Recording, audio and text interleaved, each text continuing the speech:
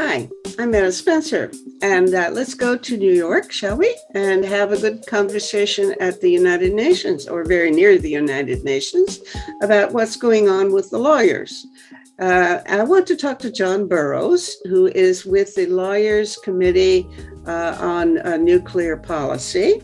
And his office is very near the United Nations because he is the person that interacts mostly with people at the UN about legal matters, international law regarding, especially about nuclear weapons. Good morning, John Burroughs. Good morning. It's a pleasure to get together with you and learn a little bit because I never had a course on international law.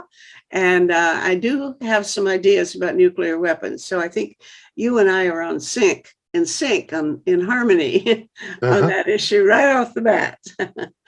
Okay, so let's start off by finding out much more about your organization, the Lawyers Committee. Is it on or about or? Yeah, the Lawyers Committee on Nuclear Policy, it was founded in 1981. We're in our 40th anniversary. And in the 1980s, there were various leading legal scholars associated with LCNP saying, you know what? The use of nuclear weapons is contrary to international law. In fact, it would be in some circumstances a crime against humanity. This was not an approach, surprisingly, that had really been pursued except within the United Nations itself. But eventually, Lawyers Committee, LCNP I call it, played a central role in the effort to obtain an advisory opinion, successful effort to obtain an advisory opinion in 1996 from the International Court of Justice on the threat or use of nuclear weapons. And then my predecessor, Alan Ware, and others also drafted a model nuclear weapons convention, like the Chemical Weapons Convention, comprehensive, which became a UN document, was referred to by one of the Secretary Generals.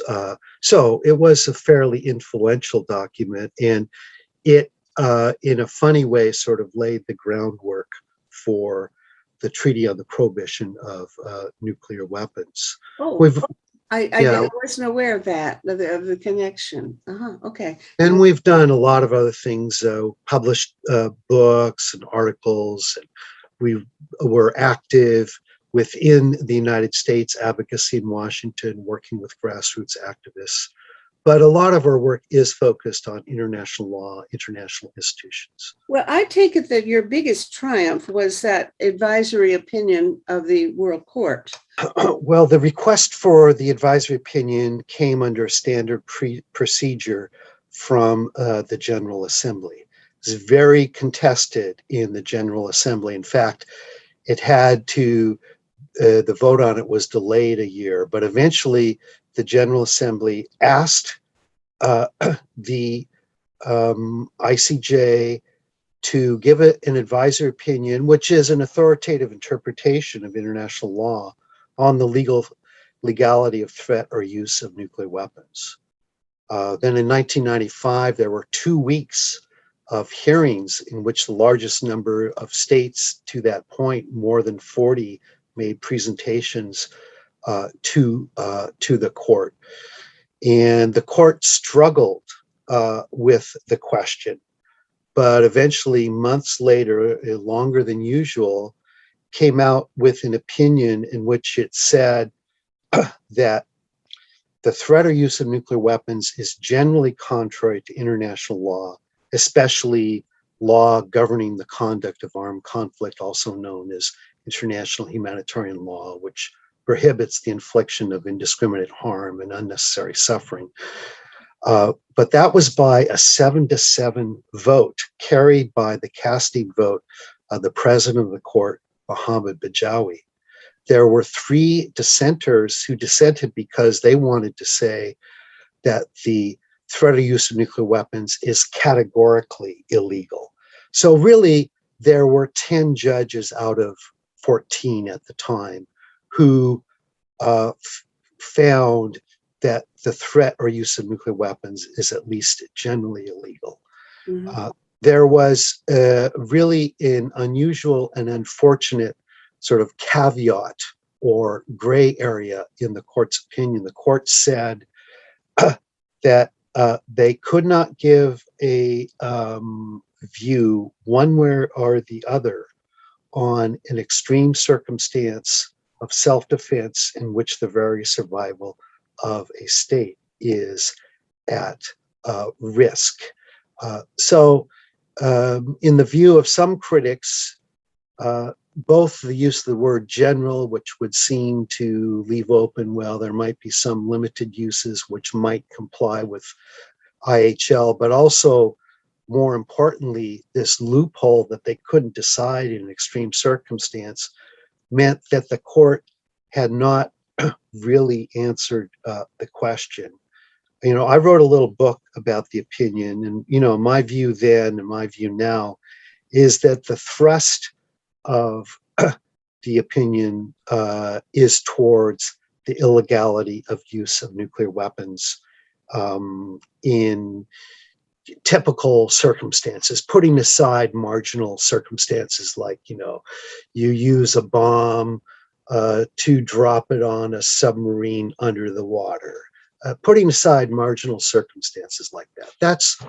That's my view of it. But the court itself was not satisfied with the outcome concerning legality of threat or use. So they went on and answered a question they were not asked. And that was, what is the nature of the disarmament obligation? And interpreting... Was that in the same document as their basic opinion, or was it like later they came back and did a second thought? No, it was in the advisory opinion. Okay. So interpreting Article 6 of the Non-Proliferation Treaty, but also other international law, like early General Assembly resolutions, which unanimously called for establishment of a process of nuclear disarmament. The court said there exists an obligation to pursue in good faith and bring to a conclusion negotiations on nuclear disarmament in all its aspects under strict and effective international control. This conclusion was taken up enthusiastically by the General Assembly and has been voted for many years by almost all countries, leaving aside, the US, UK, France, Russia, and I think some of the US allies.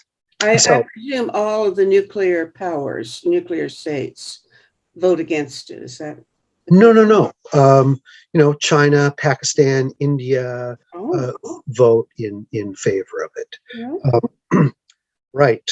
When the opinion came out, the nuclear weapon states sort of took note of it, and although they, observed the sort of gray area of the exceptional circumstance, and they also said that it's only an advisory opinion, sort of putting aside it's an authoritative opinion of the International Court of Justice.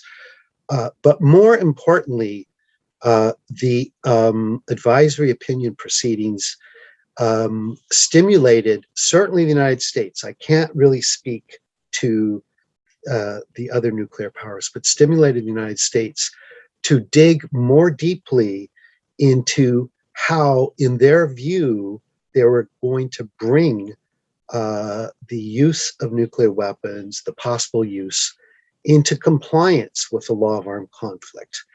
And so now you see statements from high-level entities of the U.S. military, basically signed off by the Secretary of Defense, saying that U.S. use of nuclear weapons will comply with IHL. And then they say we won't attack civilians, and any use of nuclear weapons, the collateral damage will be proportionate to the military advantage that is being sought. So if it's disproportionate, the attack will not be carried out.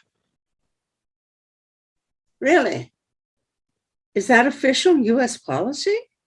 Yes, it is. And it tracks, U.S. policy regarding use of conventional weapons.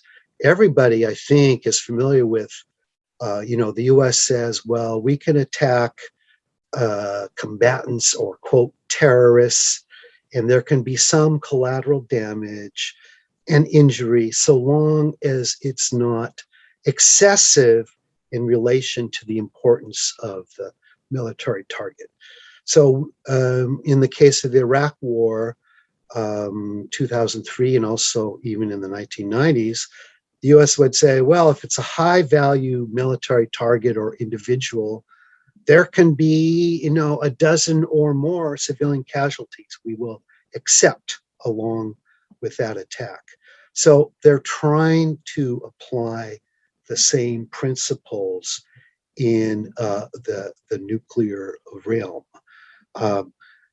So my view is that this is mistaken because it overlooks the fact, the emphasis on we don't target civilians. Any attack will be proportionate to the military advantage.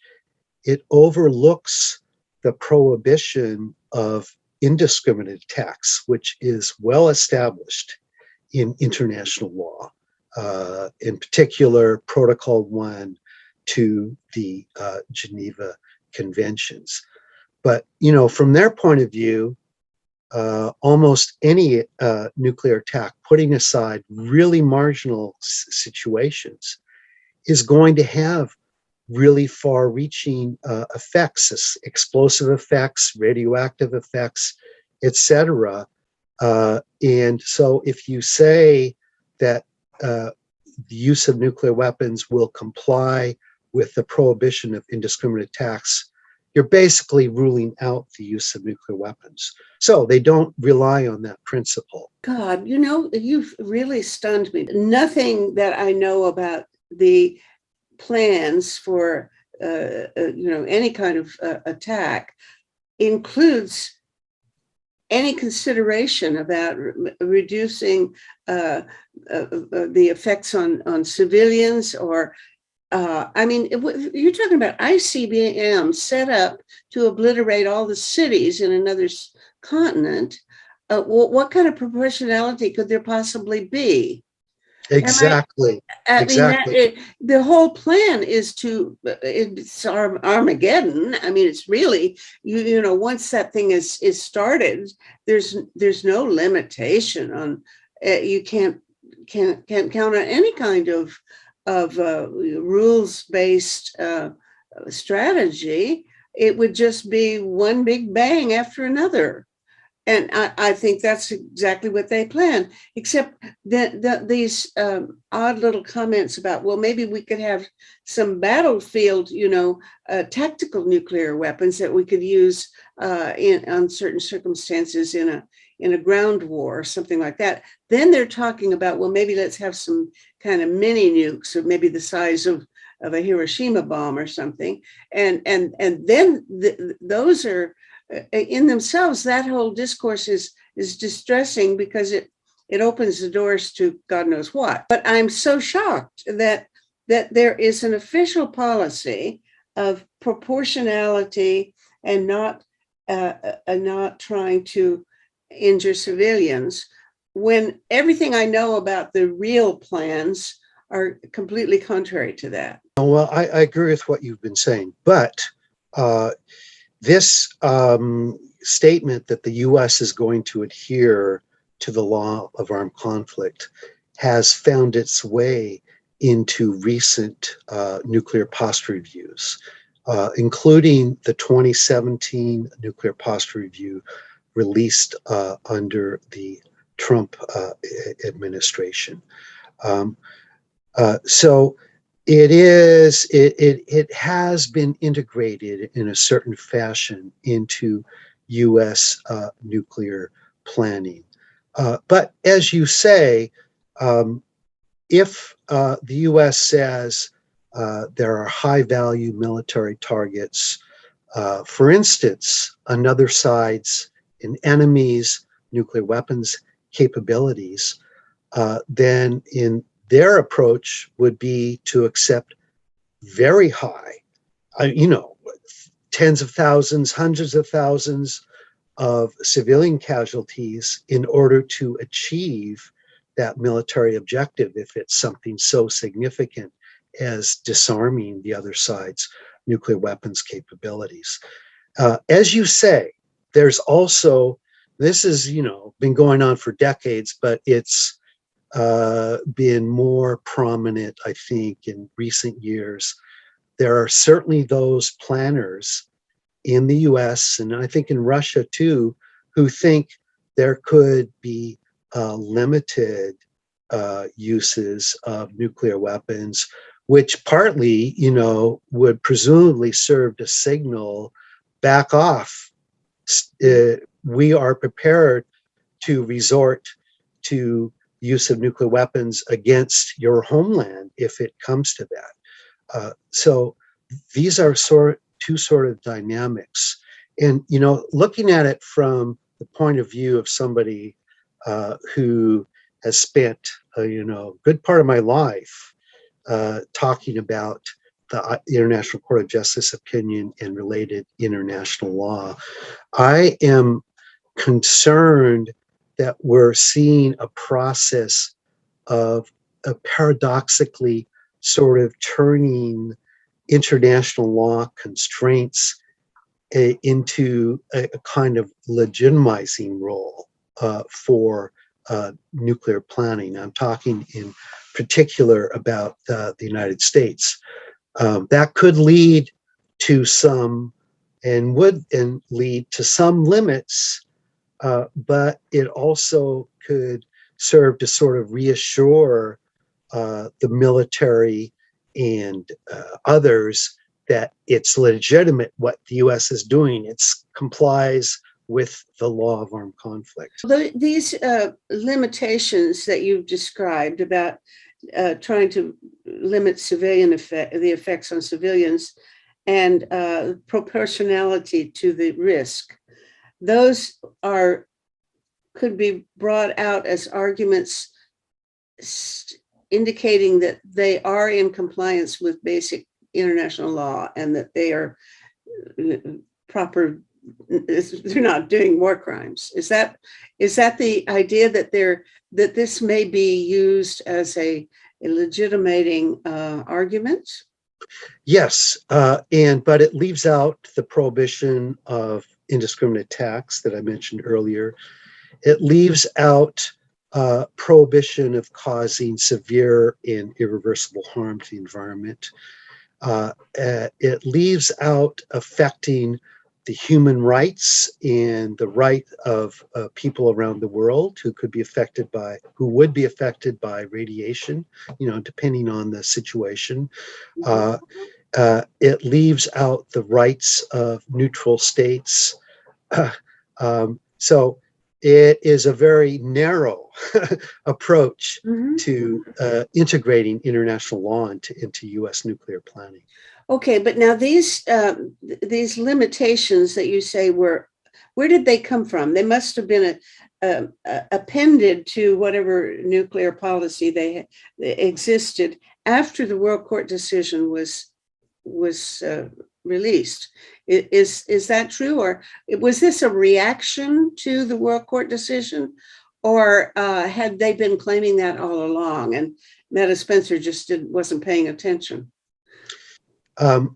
My understanding of it is that it was a process that was greatly accelerated by, first of all, the U.S. made extensive arguments before the International Court of Justice, explaining how certain uses of nuclear weapons would or might comply with the law of armed conflict. But then I think that those arguments and the ICJ's opinion itself stimulated a move towards integrating international law of armed conflict into U.S. Nuclear planning in subsequent years. Mhm. Okay. So, I don't hear about this. I mean, really, it's not that I'm completely oblivious to these discussions, and we do not hear about that caveat or that supposed limitation in nuclear doctrine. Well, Uh, the nuclear post reviews are the most public documents or the most known documents, and they just have a sentence or two about the U.S. will comply with law of armed conflict. They don't really explain it. well, do they? What do they say about Hiroshima and Nagasaki? I Nothing. mean, well, do they? Would anybody try to pretend that those two instances fell within the limitations that they claim they have now? In other words, would they say that not too many civilians were injured and that it was proportional to the amount of risk, military, the value of the military target? This is, not something that I've seen the U.S. government discuss. There's sort of silence on this subject. But I think you would see different responses to your question depending on, international lawyers and political scientists within the government or outside the government. For example, there's a piece by Scott Sagan, a Stanford political scientist, and a co-author, his co-author, his name I'm not remembering at the moment, had been in the State Department Office of Legal Counsel. And their article sort of conveys that international law has developed since Hiroshima and Nagasaki. And under international law, as it stands today, those bombings would be illegal. I think they were illegal at the time, and that's what the Tokyo court said in the early 1960s in the Shimoda case. Okay. Well, has anybody ever tried to say, okay, let's take it to the ICC? I mean, I no, to the World Court. Why? I guess that's where we would take it. Sure. Has anybody actually said, well, let's work on Hiroshima and Nagasaki and establish that that was from the get-go? Well, this is a pretty significant court that gave that ruling in Japan, but no, I'm not aware of any effort within an international tribunal. So I've given you a sort of a kind of a mixed picture about the development of law of armed conflict applied to nuclear weapons since the ICJ opinion.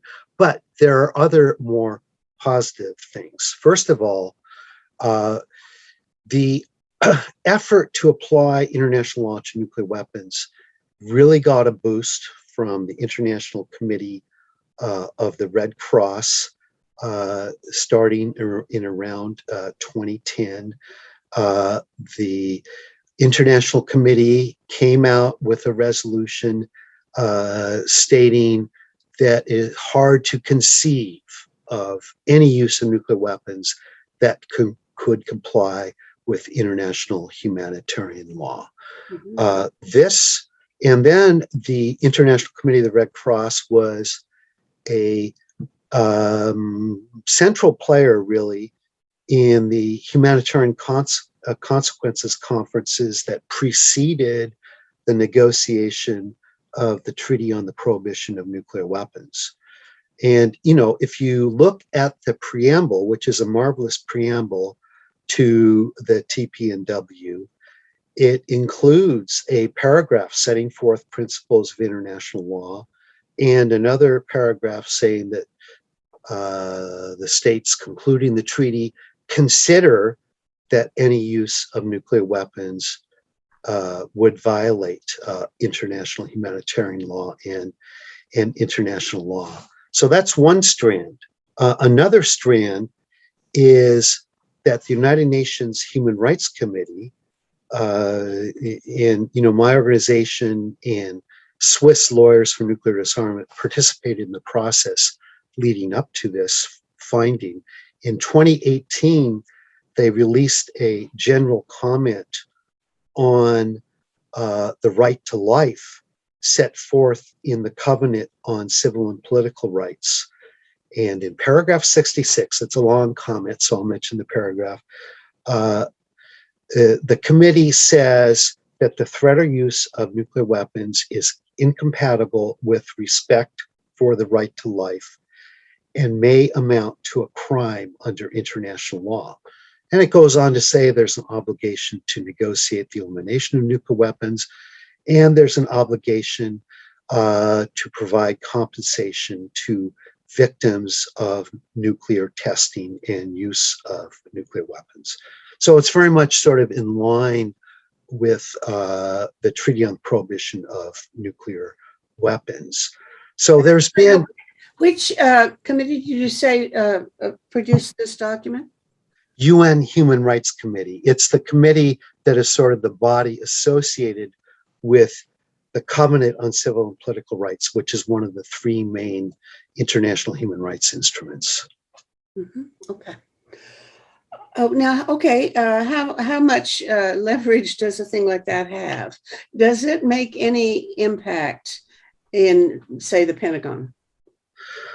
Well, not that is visible so far. To me, the importance of the human rights approach is that it's universal law.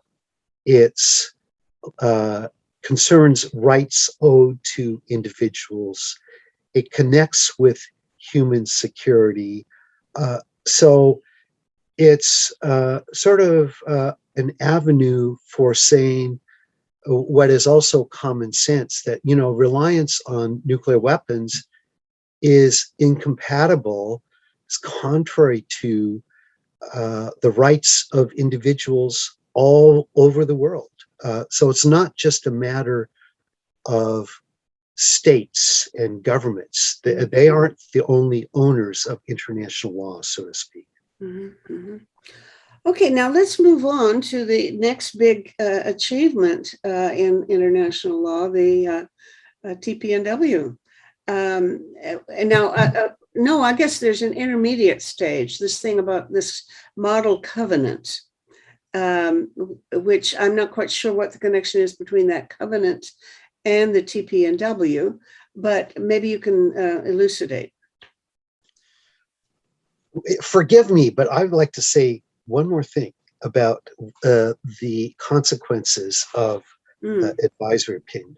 And, as I mentioned, it had a very strong statement of the obligation to negotiate elimination of nuclear weapons. And that was taken up within the United Nations General Assembly. And in 2014, the Marshall Islands, where, some 60 nuclear tests had been carried out by the United States in the 1950s, led by its incredible foreign minister, Tony DeBruym, who was also a key player in the climate negotiations. The Marshall Islands filed lawsuits in the International Court of Justice against all 9 nuclear-armed countries. I had the privilege of being a member of the legal team for the Marshall Islands. 3 of those cases actually got litigated part way before the International Court of Justice, and this depended on how governments accept the jurisdiction of the court. So the cases proceeded against the UK, India, and Pakistan, but they only got to the preliminary stages. The court dismissed the cases on the ground that the Marshall Islands had not established a dispute with each of those governments prior to bringing the cases, for instance, by sending letters and having meetings. Again, this was a very, very close vote in the I think it was the UK case. It was a tie vote among the judges, carried by the president of the court. But for anybody who's interested in digging into the arguments as to why the policies of nuclear armed states do not comply with the disarmament obligation in various aspects of it, the briefs that the Marshall Islands filed are on the ICJ website in the India, Pakistan, and UK cases. So that those cases were dismissed in 2016. I saw a film a guy made named Horowitz called Nuclear Savage about Yes. the Marshall Islands situation. It's the most tragic, and I showed it to my class when I was teaching. It's the only time I've ever cried in my own class watching that, Yeah. because what he seemed to have demonstrated, and I wonder whether you agree that it was clear. It looked to me like what he demonstrated was that they deliberately knew that they were going to be exposing people to radiation that would have catastrophic effects, and that there had been originally an experiment planned to use mice, and they'd sort of crossed out the word mice and replaced it with Marshallese people or something. I don't remember. He showed a document. Am I distorting reality? My memory was this is the most appalling evidence I have ever seen of a deliberate intention to do war crimes. There's a really terrible story about how there were Marshallese who had been exposed to radiation as a result of the nuclear explosions carried out by the US. And they were brought to the United States and studied. And they were treated poorly in the course of doing that.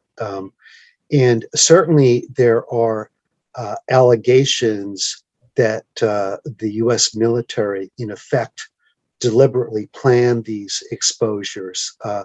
It's not something that I have dug into, but it's clear that the U.S. was recklessly indifferent to the effects on Marshallese in carrying out these nuclear explosions. There were plans to actually do deliberate experiments on mice to see what the effects of radiation would be, and then someplace along the way they changed it to people, and they actually planned this big, was it the Bravo explosion that had the biggest impact on the population?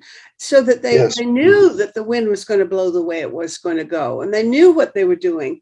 They claimed that it was all a big accident, but that people got exposed, but that in fact it was part of the plan. But I haven't really examined it. Okay. Well, let's go on to talk about the covenant. You say Alan Ware was involved in writing the thing? Yes, this was the model convention on the prohibition and elimination of nuclear weapons. And Alan Ware, Merav Datan, who at the time was working, this was like 1996, 1997, working for Lawyers Committee on Nuclear Policy, Jürgen Schäffrin, from the International Network of Engineers and Scientists Against Proliferation. They were the principal drafters, but there were many others involved in the drafting. I even played a minor role.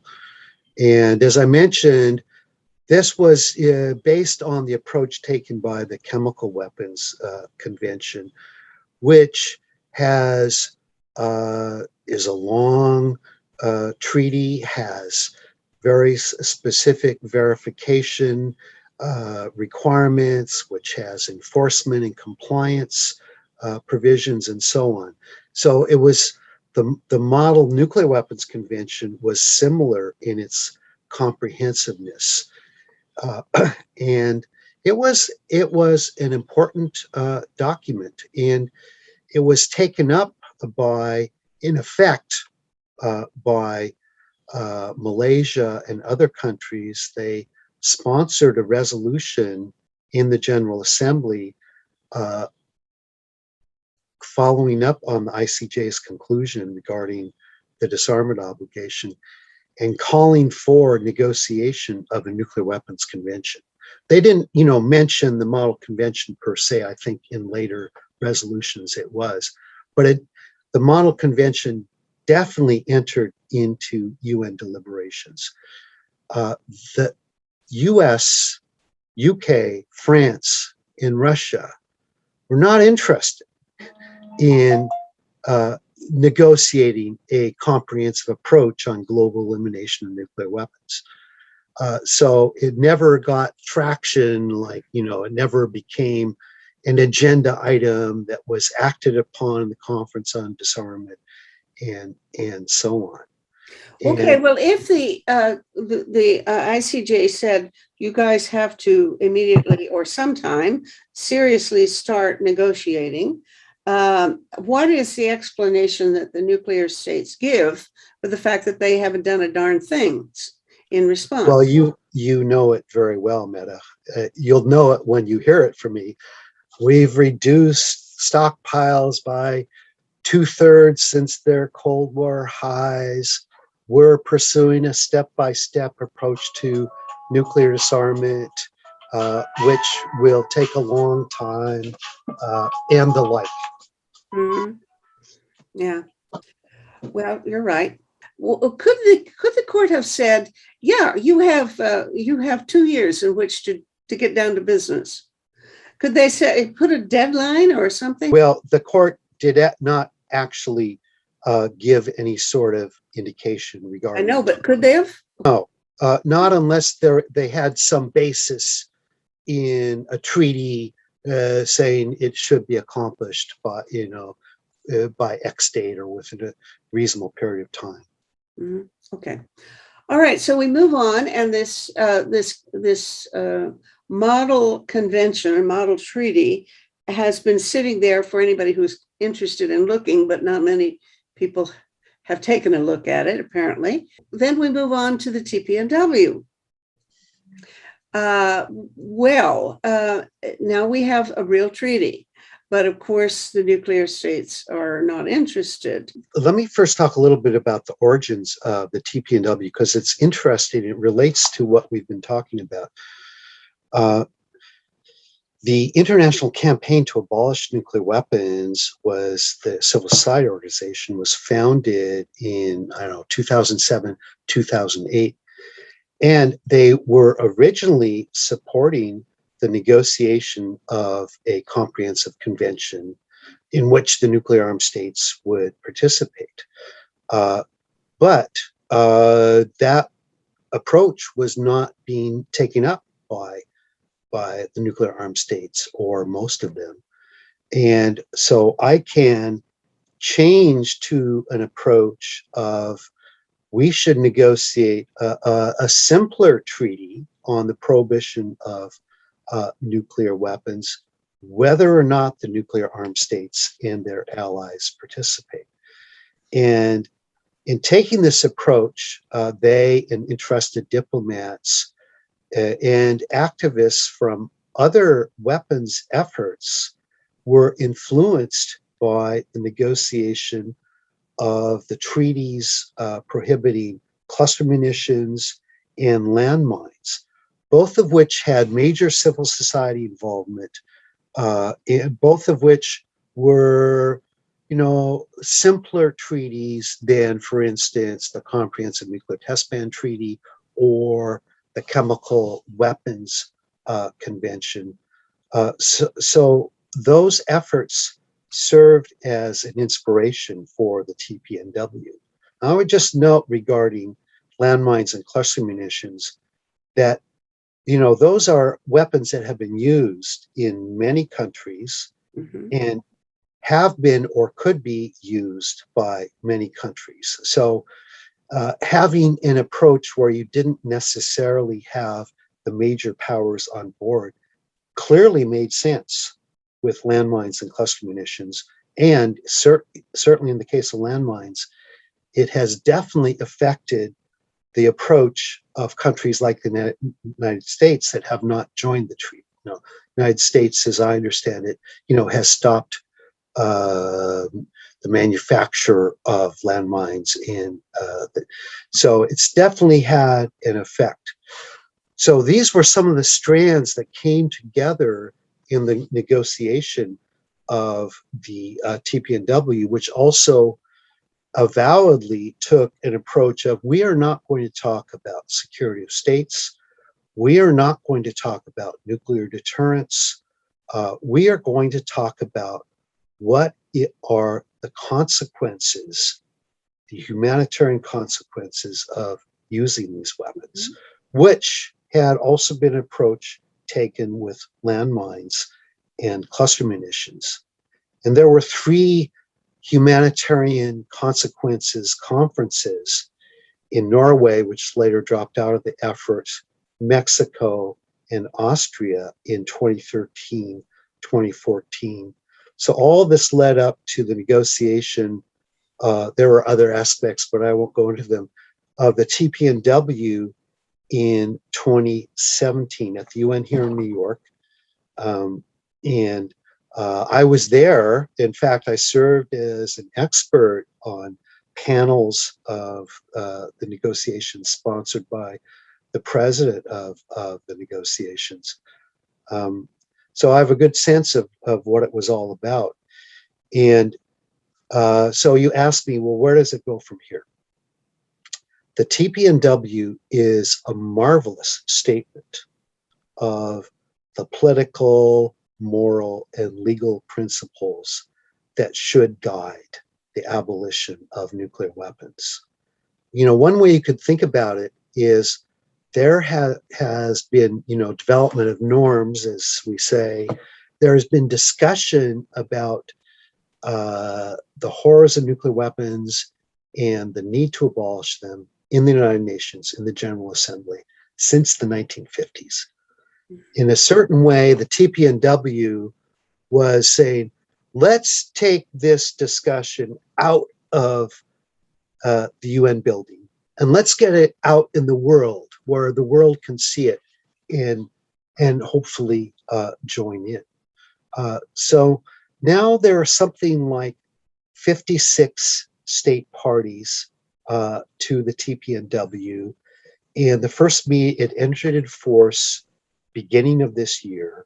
The first meeting of states parties is going to take place in March in Vienna. So I think it sort of remains. This coming year in March? That's correct. Okay. And I think it sort of remains to be seen over years and even decades exactly what the impact and role of the TPNW is going to be. One thing that's very specific, that the TPNW has provisions, the first provisions in international instruments related to nuclear weapons, saying that there's an obligation to provide assistance to victims of nuclear testing and use. And there's also an obligation to environmentally remediate areas affected by nuclear testing and use.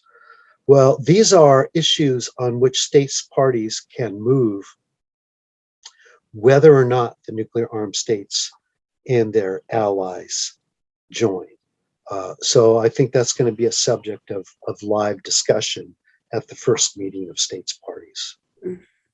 Well, I know the U.S. was putting pressure on various states not to sign the thing, and I don't know how much impact they had. The rate of ratification of the TPNW has been slower than was expected or hoped, and this is stated quite clearly in a book about the treaty written by one of the leading diplomats in its creation. That's Alexander Komet of Austria.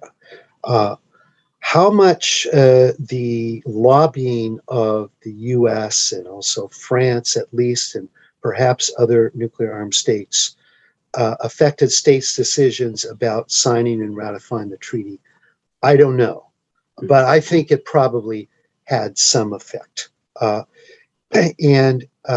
South Africa, for instance, did ratify the treaty, a one-time nuclear possessing state, and indicated that they had overcome some rather serious pressure in order to do that.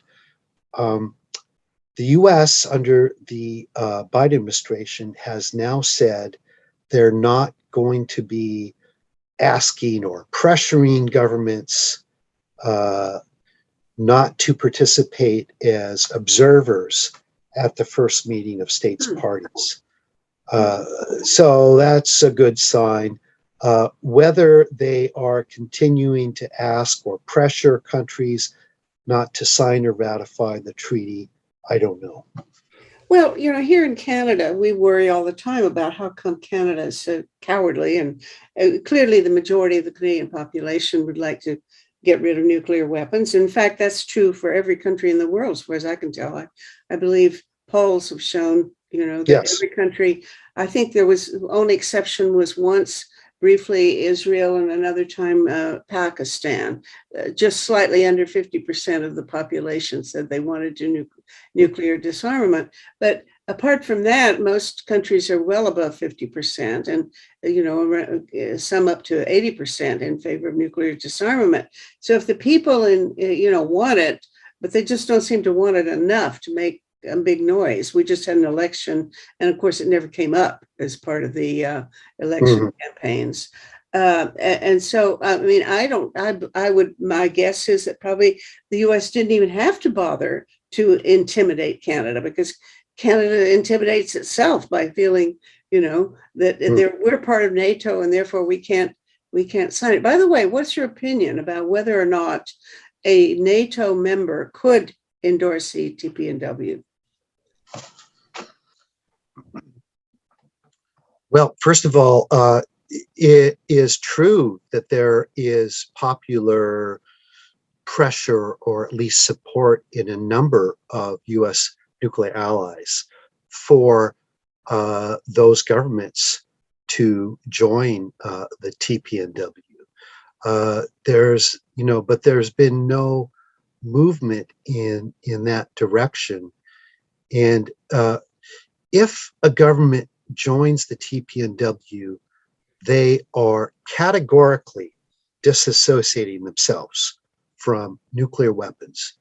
Nuclear weapons cannot be used in their defense by a country outside the treaty, and they cannot assist or participate in any way in nuclear planning, etc. Certainly advocates of the TPNW, like analysts associated with ICANN, say it is possible to join the TPNW and still be in, for example, NATO, but it would require very, very serious carving out from sort of standard NATO processes and procedures. It would also mean, and this is important, this isn't just a matter of paper, it's a matter of actual practice. Canadians can inform me about this, but my impression is that Canada remains rather deeply integrated in US nuclear and military planning and preparation, not so much for use of the weapons per se, but for example, the early warning systems. Is that true? Well, I don't know. They used to have all these radar stations and things in the far north. I don't even know whether those are needed anymore with satellites. So the current status of early warning, I really am not. That's a real technical question that I couldn't answer.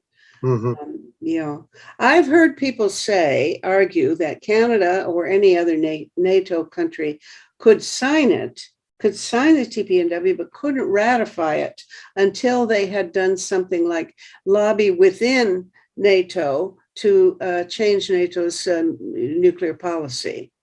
And then, if they were actively within NATO trying to get the policy changed, that then they could ratify it. I don't know how much they'd have to do. It sounded to me as if it would really amount to, as you say, carving out their participation and saying we will have nothing to do with any nuclear.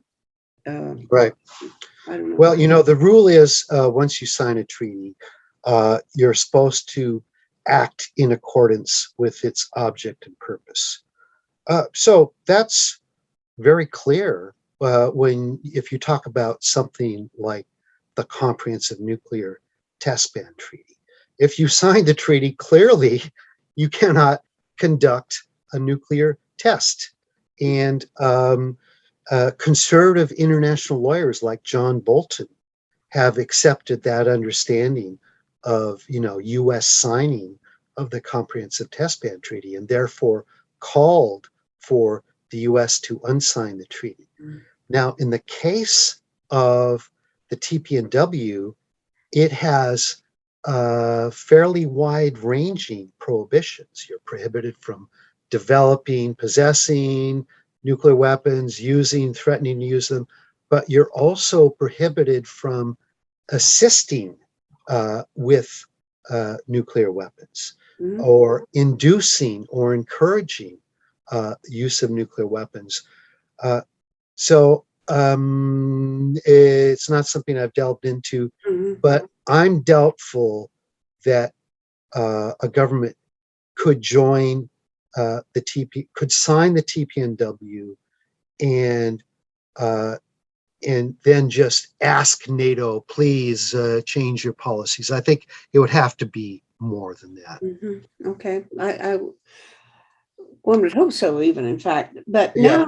now, what are the prospects of getting more, either more countries signing or getting more action? My impression is that the TPNW came and went in the U.S. without the slightest attention being given in the press, that the Americans don't even know such a thing exists on the whole. I'm an American, by the way, I'm a dual citizen, but is that the case? Do you have the impression that the U.S. is totally indifferent to the whole damn thing, or is there an effort to keep people from knowing about it? Well, of course, peace activists are well aware of it and are advocating about it. And there is a resolution in the U.S. Congress, which a proposed resolution sponsored by a few members of Congress, like Congressmember Raskin, which essentially calls for the U.S. to act in accordance with the TPNW and eventually to join it. So there is some activity, but of course you're right. It's not like a headline in the U.S. and nuclear issues generally are not, don't get all that much attention in U.S. mainstream media. Okay, we just have a couple of minutes left to talk about the nuclear policy review that's, I presume, underway in the Pentagon now. I heard some disquieting news a couple of days ago that the a woman that had been appointed to that, to be party to that whole planning exercise, has been squeezed out by the Hawks.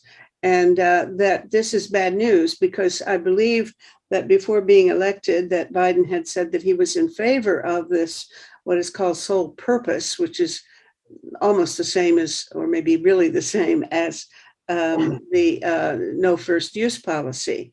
So what is your sense, if you are aware of any goings on in Washington, about what do you think is this a bad sign that probably the Hawks are writing the nuclear policy review on their own terms, and that Biden will be more or less constrained to promote it as they give it to him. Yes, it is bad news that her name is Leonore Tamero, that she was moved out of the Nuclear Posture Review. However, the president signs off on the Nuclear Posture Review. Obama got, and White House staffers got involved in crafting the 2010 Nuclear Posture Review. So the White House at a certain point can take control of the Nuclear Posture Review. And obviously, the White House has a lot else on its plate. But still, I think there's a chance, and probably a good chance, that they will take hold of it. And it'll be important how this discussion about sole purpose comes out. The language gets a little tricky, but the way that Biden himself personally, back when he was vice president, or candidate for office, had supported the policy of sole purpose, was framed in a way is that it was really a no first use policy, because it basically said we would only consider the use, or we would only use nuclear weapons in retaliation. So that seems to rule out preemptive use of nuclear weapons, which other versions of sole purpose would allow. So there's still a chance for the White House to take control of this. What would you say in terms of strategy for peace activists around the world to try to promote the prospects for the TPNW? In the case of the TPNW, ICANN does an excellent job of campaigning. So, support the efforts of ICANN affiliates in your country. But, the problem of nuclear weapons, unfortunately, is broader than the fate of the TPNW. It requires having a global society that is less based on competition among major states and more based on cooperation and common security. And, that's what we need to move towards. Indeed. Well, that is a glowing recommendation, which I think everybody can heartily endorse. This has been such a good conversation, John. Thank you so much. I enjoyed it. Yeah, I feel much smarter having talked to you now. Well, good. Thanks so much. Okay. Yeah. Bye. All right. Bye-bye.